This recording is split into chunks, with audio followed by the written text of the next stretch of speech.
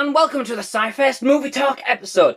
So in this episode I'll be discussing the very first movie adaptation derived from the works of J.K. Rowling, from none other than her phenomenally best-selling magical fantasy series, depicting the schooling of one particularly plucky young wizard by the name of Harry Potter. That is, of course, the movie based on the first book in the series, the 2001 fantasy adventure Harry Potter and the Philosopher's Stone, or indeed the Sorcerer's Stone as it may be known to some around the world, and as directed by Chris Columbus. Now, before I get started, I just want to issue a disclaimer. I can't actually comment on the movie with respect to the books. I am probably one of the few remaining on Earth that has yet to basically read the novels themselves.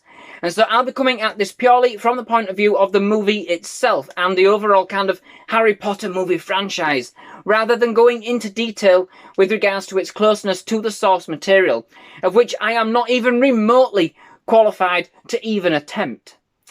I'm sure that I'm going to retread old ground for most with this review. This is such a phenomenal franchise through and through, and literally beloved across the world. There's probably very little I can actually say that many people haven't heard before, or have certainly thought themselves about this franchise.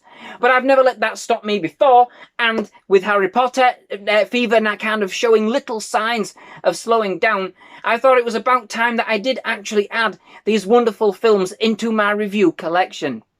Now, for a muggle like me, having not read any of the books, this movie is where I started my journey into the wizarding world. And although I have no appreciation from which the literature from which the film is derived, I can still certainly appreciate just what an absolute spectacle this movie is. And indeed, that they all are in their own ways. And just the grandeur and the allure of the magical world this movie sets forth to introduce is simply nothing short of amazing.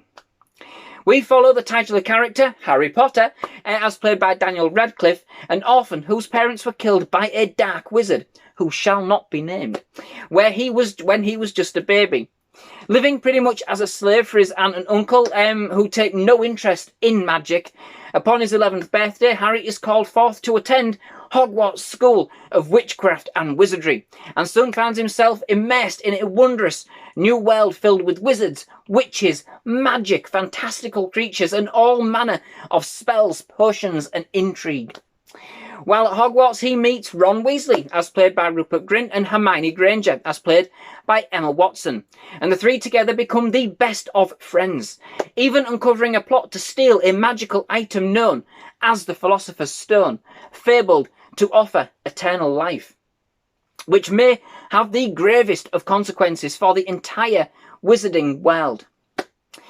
While everybody around them can't see past their own noses, our daring trio investigate a string of clues leading them to a deadly showdown with a foe intent on bringing their dark magic down upon the world once again.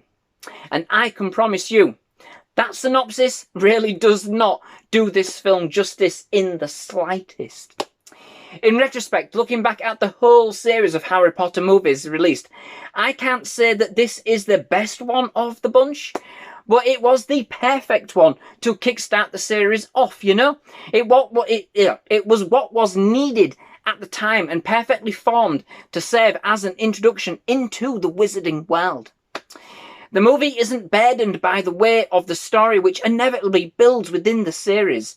It's light, breezy, energetic, and totally full of awe and wonder, with just the right amount of darkness to provide a metered introduction to the more malevolent elements of this universe. There may be some malevolent elephants, but elements within this universe. Chris Columbus certainly weaves his own brand of magic here, and whilst perhaps I would say he wasn't the right director to take the franchise into its darker times, he was the best director for this entry, to be sure. It's aimed at just the right level and yields a fantastic mix of fantasy and adventure that never misses a beat. It's a long film, and for the most part really doesn't have an overarching plot.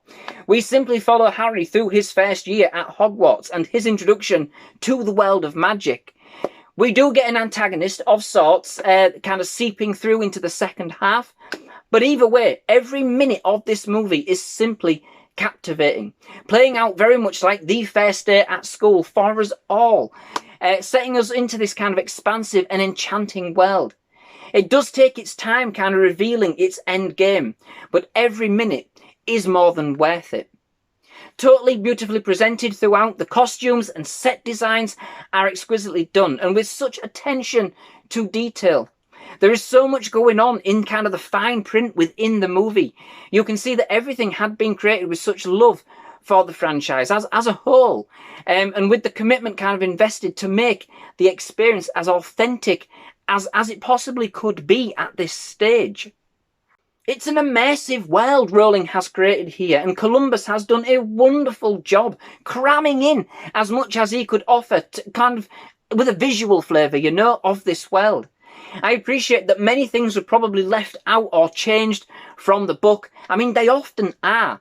But I would think it more than captures the essence of what Rowling was going for within the limitations of what can be presented on film. Certainly, again, from this Muggle's perspective. The movie holds up incredibly well and more than stands on its own merits. It perhaps shows its age a little with regards to some of the CGI sequences, especially on some of the creature close-ups and indeed the Quidditch match. But you can still see that the level of detail and effort involved in making these scenes was still lovingly done to bring us the very best they could have at the time. We have an absolutely stellar cast, creaming off the al creme de la creme of British talent, from John Cleese, Robbie Coltrane, Maggie Smith, to Julie Walters, Richard Harris, and Alan Rickman in some absolutely superb supporting roles.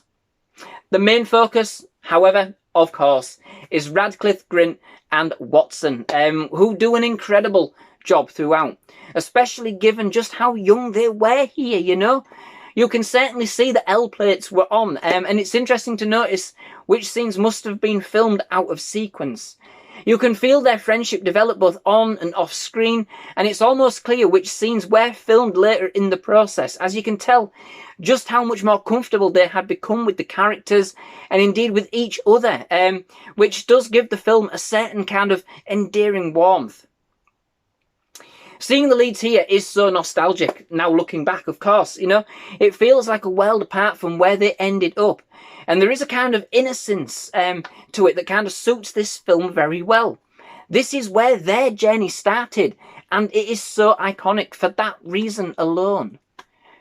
It's a more childlike entry, kiddish perhaps, but when you put this side by side with the other movies in the series, it is, yeah? But fittingly so. I hesitate to use the word kiddish because it isn't quite like that, but there is an infancy to it, shall we say. But all of that serves to add to its charm, even to this day. Adding to the overall wonder and the excitement of the movie is, of course, the excellently scored accompanying music by none other than the maestro of movie soundtracks himself, John Williams, who provides another fantastically orchestrated and memorable theme, full of awe, inspiration, enchantment, and spectacle. It perfectly complements the overall feel of the movie from those very first, now very iconic opening notes, and more than reflecting the light, colourful, and explorative nature of the film. Overall, this movie is an absolutely perfect introduction into the wizarding world for a muggle like myself, and whilst I don't think it's perhaps the strongest entry in the series, and not even the strongest of those directed by Chris Columbus, it is still an amazing movie that was just what was needed given the level of those involved. It is the brightest and the most optimistic of the franchise, I find. Progressively, things do get dark as we travel through the series, and I think the more playful nature of this movie fits very well with the fact that its lead cast were just so young at the time, befitting of the very wondrous nature of such a premise, and indeed for me, the first film in a long while to really capture some of that really old school magic, bringing such a brilliantly mastered fantasy adventure to life. There are more than a few magical moments, pardon the puns all the way through with that, but many of which have now become iconic in their own right. You know, we meet some fantastically colourful and rich characters, which more than set us in good stead for the journey still yet to come. So, that brings me to the end of this episode. Many thanks for watching. I do hope you've enjoyed it. If you have, please leave a like. Please do hit that subscribe button for more movie reviews, trailer reactions, and other movie-related content. Absolutely loved having you here at SciFirst Movie Talk, and definitely love to have you back. Most of all, just thank you very much for watching. Goodbye.